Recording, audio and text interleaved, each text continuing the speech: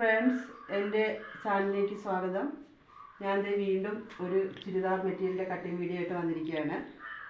അതായത് 32 inch chest അളവുള്ള ഒരു ചുരിദാർ ടോപ്പാണ് ഞാനിത് കട്ട് ചെയ്യാൻ പോകുന്നത്.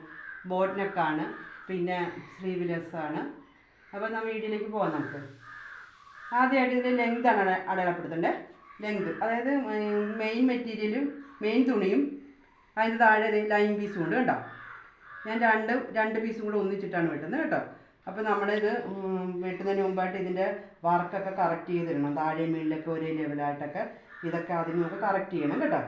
അപ്പോൾ ആ രീതി ഞാൻ ഇട്ടേക്കാണ്, കറക്റ്റ് ചെയ്തിട്ടേക്കാം. അപ്പോൾ ലെങ്ത് നോക്കാം, 43 ഇഞ്ച് ലെങ്താണ് പറഞ്ഞിരിക്കുന്നത്. അപ്പോൾ അതിൻ്റെ കൂടെ ഞാൻ 1.5 ഇഞ്ച് കൂട്ടുന്നുണ്ട്, 44.5 കേട്ടോ. 1.5 ഇഞ്ച് താഴെ മടക്കി, താഴെ മുകളിലത്തെ തയ്യൽ തുമ്പാണ്, താഴെ മടക്കി അടിക്കണം, മേളത്തെ തയ്യൽ തുമ്പ് 1 ഇഞ്ച് വീഴണം കേട്ടോ. അങ്ങനെ 1.5 ഇഞ്ച് കൂട്ടി 44.5 ഞാൻ അടയാളം ചെയ്യുകയാണ് കേട്ടോ. 44 ഇവിടെ അടയാളം ചെയ്തു. ഇനി നമുക്ക് കഴുത്താണ്. ബോട്ട്നെക്കല്ലേ, ബോട്ട്നെക്കാകുമ്പോൾ കഴുത്ത് ഒരു 5 ഇഞ്ച് താഴ്ത്തിയിട്ടുണ്ട് കേട്ടോ. 5 ബോട്ട്നെക്കാകുമ്പോൾ വൈഡ് ആകുമല്ലോ കഴുത്ത്. അപ്പം 4 ഇഞ്ച് വൈഡ് കൊടുക്കുകയാണ് കേട്ടോ. 4 ഇഞ്ച് വൈഡ്, മുകളിലും 4 ഇഞ്ച് വൈഡ്. ഇപ്പോൾ ഞാൻ നേരത്തെയൊക്കെ പറഞ്ഞിട്ടുണ്ട്, കഴുത്ത് വൈഡാകുകയും കഴുത്ത് ഇറക്കത്തിൻ്റെയും വൈഡാകുന്നതിൻ്റെ അടിസ്ഥാനത്തിൽ നമ്മൾ ഷോൾഡർ കുറയ്ക്കും. അപ്പോൾ ഈ 4 ഇഞ്ച് വൈഡാകുമ്പോൾ നമുക്കൊരു 2 ഇഞ്ച് ഷോൾഡർ മതി. 2 ഇഞ്ച് നിൽക്കണം, അതാണ് കറക്റ്റായിട്ട് നിൽക്കേണ്ട ഷോൾഡർ കേട്ടോ. ഇത്രയും വൈഡല്ലേ കഴുത്ത്. അപ്പോൾ ഞാൻ ആ 2 ഇഞ്ച് ഷോൾഡറേ ഇവിടെ എടുക്കത്തുള്ളൂ. അപ്പോൾ അതിൻ്റെ തയ്യൽ തുമ്പും കൂടെ കൂട്ടും. ഇപ്പോൾ ഒരു 2.25 തയ്യൽ തുമ്പ് കൂടെ കൂട്ടി 2.25 ഷോൾഡർ ഞാൻ എടുത്തിട്ടുണ്ട്.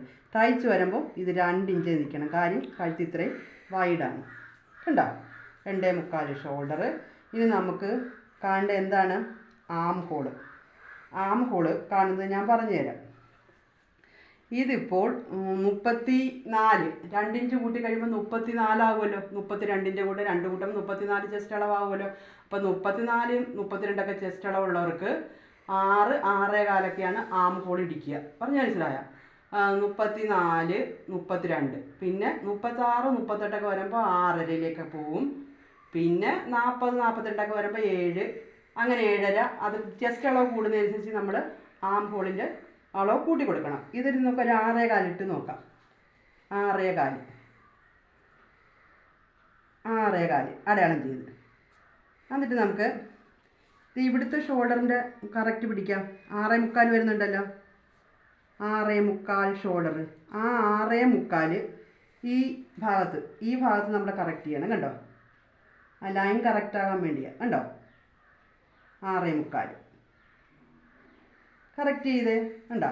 ഈ രീതി നമ്മൾ കറക്റ്റ് ചെയ്തെടുക്കണം. ഞാൻ ലൈൻ കൊടുക്കാം.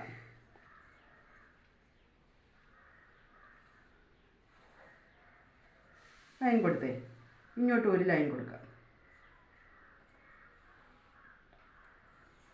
കൊടുത്തേ. ഇനി നമുക്കിത് ഇതും ഒരു ബോക്സ് പോലെ ആക്കാം, നെക്ക് കേട്ടോ. ഇതും ഒരു ബോക്സ് പോലെ ആക്കി.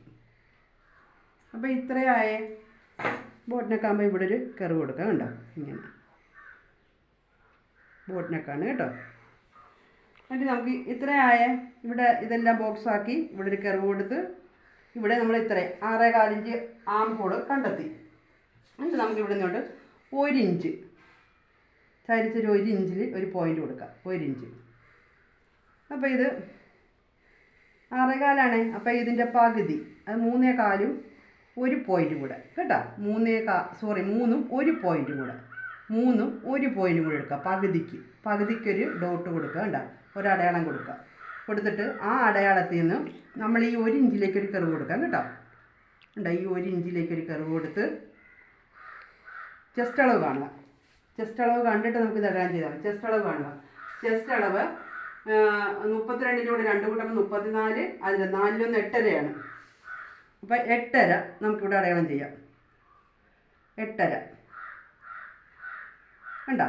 ഇത് ചെസ്റ്റ് അളവാണ്, 8.5 ചെസ്റ്റ് അളവാണ്. നമുക്ക് 2 ഇഞ്ച് തയ്യൽ തുമ്പും കൊടുക്കാം.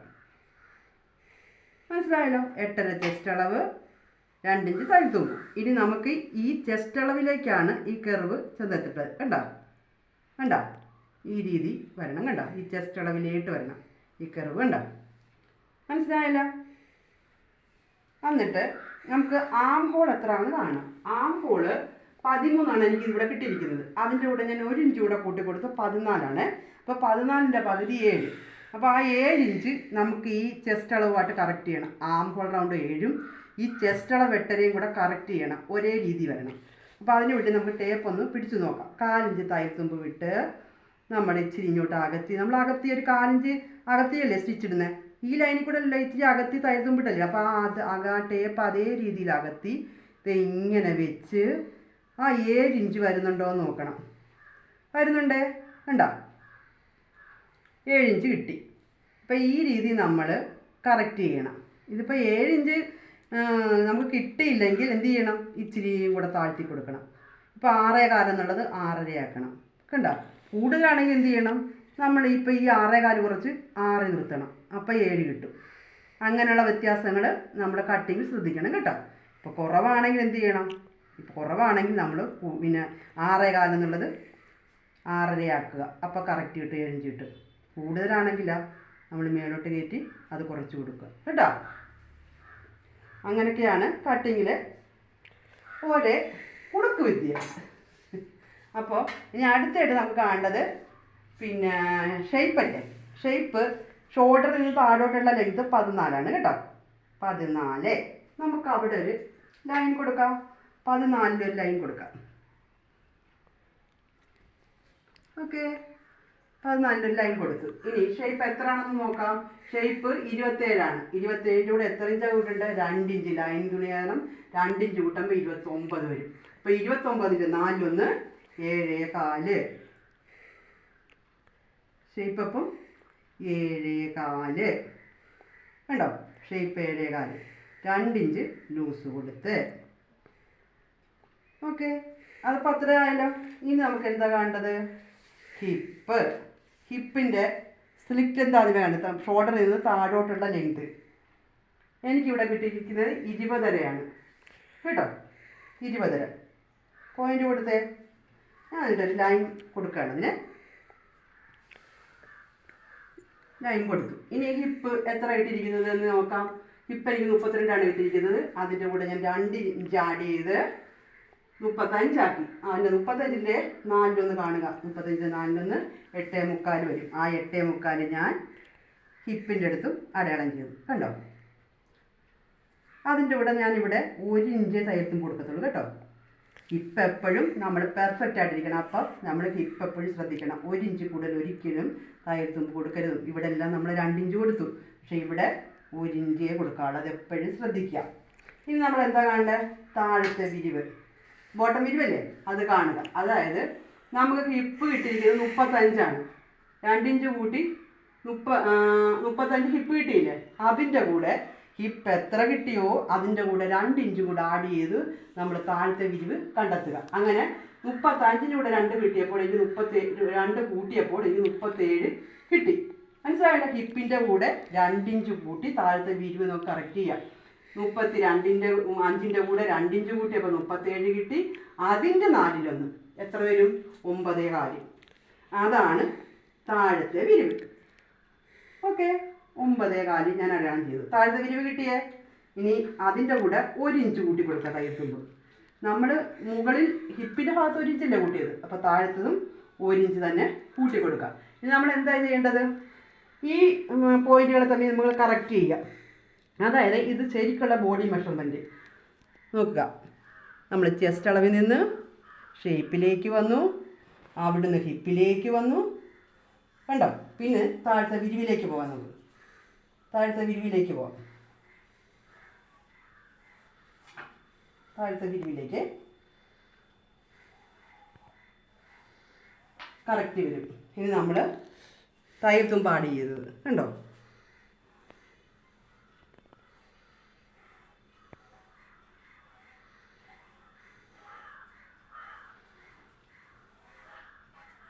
അപ്പോൾ കറക്റ്റ് ആയാലോ? ഇപ്പം ഇതിൻ്റെ എല്ലാം കറക്റ്റ് മെഷർമെൻ്റ് ആയിരിക്കുകയാണ് കണ്ടോ? ഒരു ടോപ്പിൻ്റെ. അപ്പോൾ നമുക്കിത് കട്ട് ചെയ്യാം. ആദ്യമായിട്ട് നമുക്ക് നെക്ക് കട്ട് ചെയ്യാം.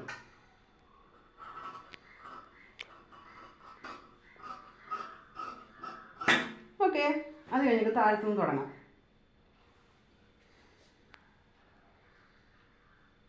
താഴത്തുനിന്ന് തുടങ്ങാം.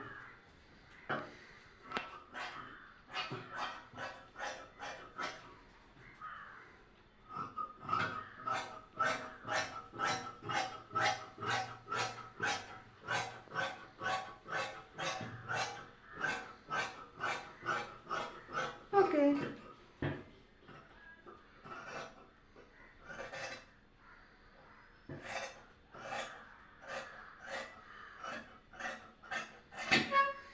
കറക്റ്റായി. ഇനി നമുക്ക് ബാക്ക് പീസ് വെട്ടാം. കേട്ടല്ലോ, ബാക്ക് പീസ് വെട്ടാം. അപ്പോൾ ബാക്ക് പീസിലേക്ക് ഇതിൻ്റെ തുണി ഞാനൊന്ന് കറക്റ്റ് ചെയ്യട്ടെ കേട്ടോ. അപ്പോൾ നമ്മൾ ബാക്ക് പീസ് വെട്ടാം. കണ്ടോ, ഞാൻ ബാക്ക് പീസിൻ്റെ മെയിൻ പീസും ലൈൻ പീസും കൂടെ ഒന്നിച്ചിട്ട് വെച്ചിട്ടുണ്ട് കേട്ടോ, ഒന്നിച്ചിട്ടിട്ടുണ്ട് കേട്ടോ. എന്നിട്ട് ഞാൻ ഫ്രണ്ടിലെ പീസ് വെച്ച് ബാക്ക് പീസ് വെട്ടാൻ പോവാണ്. ഇവിടെ ഒരു വ്യത്യാസം മാത്രമേ ഉള്ളൂ. ഇച്ചിരി കയറ്റി എടുക്കുക, ഒരു 1/2 ഇഞ്ച് കയറ്റി നമുക്ക് എടുക്കുക. കണ്ടോ, ആം ഹോൾ ഒരു 1/2 ഇഞ്ച് കയറ്റി എടുക്കുക. ആ ഒരു വ്യത്യാസം മാത്രമേ ഉള്ളൂ. കണ്ടോ, ഇങ്ങനെ കറക്റ്റ് ചെയ്യുക.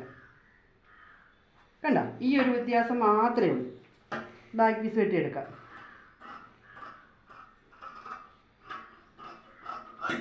കണ്ടോ,